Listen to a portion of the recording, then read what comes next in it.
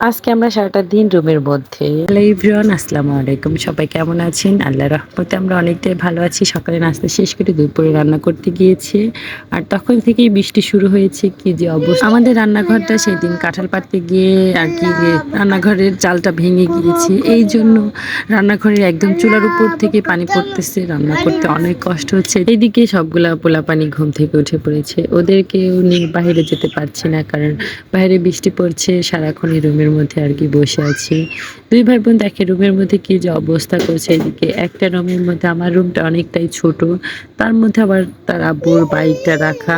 বাচ্চা-কাচ্চা নিয়ে হাঁটাচলা অনেকটাই কষ্ট হয় বৃষ্টি হলে। বাহিরে অনেক বৃষ্টি হচ্ছে। এইদিকে ২ ভাই বোন বাদাম নিয়ে বসছে খাওয়ার জন্য। বৃষ্টি হলে কেন যেন মনে হয় কিছু না কিছু খাই। আজকে বাদাম ছিল রুমে, এইজন্য আর কি ২ ভাই বোনকে দিয়েছি। আর ওইদিকে ওর দাদিও আজকে বাদাম ভাজতেছে। সেখান থেকেও কিছু বাদাম নিয়ে আসছে। ২ ভাই বোন টেবিলের উপর আর চেয়ারের উপর বসে বসে খাচ্ছিল।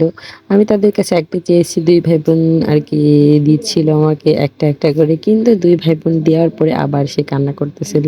এরপরে তাদের বাদাম আবার তাদেরকেই দিয়ে দিলাম। এই তো ২ ভাই বোন বাদামটা অনেক পছন্দ করে। ২ ভাই বোন সবকিছুই পছন্দ করে আল্লাহর রহমতে, মাশাআল্লাহ। ২ ভাই বোন সবকিছুই কম বেশিও খায়। এদিকে আমি তাদের কাছে বাদাম চাচ্ছিলাম, কিন্তু তারা দেয়নি।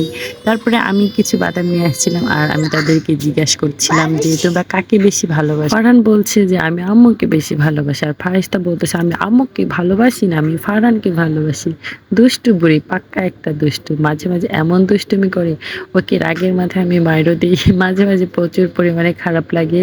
এই তো আজকে আমরা সারাটা দিনই রুমের মধ্যে কয়মার প্রতি বসেছিলাম, শুয়েছিলাম, ঘুম পাড়িয়েছি। এই তো সব মিলে সারাটা দিন ভরে আজকে বৃষ্টি ছিল, একটু পর পর বৃষ্টি নেমেছে।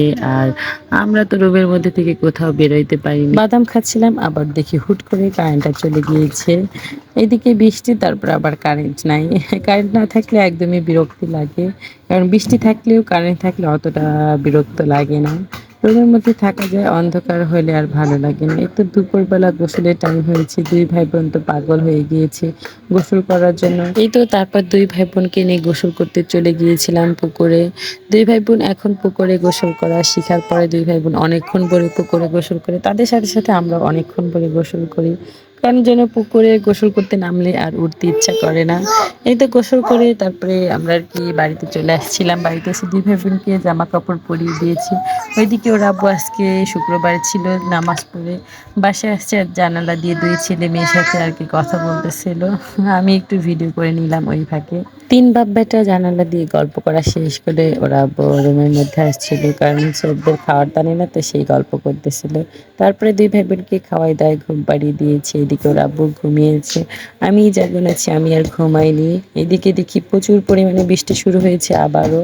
আজকে সারাটা দিনই এইভাবেই বৃষ্টি গিয়েছে। কোন কোন জেলায় এরকম বৃষ্টি হয়েছে সবাই কমেন্টে জানিয়ে যাবেন। বৃষ্টি হলে আপনারা কে কি করেন কমেন্টে জানিয়ে যাবেন। আর নেক্সট কোনো ভিডিওতে দেখাবে। আর ভিডিওটা এই পর্যন্ত আর বড় করবো না। আল্লাহ হাফেজ।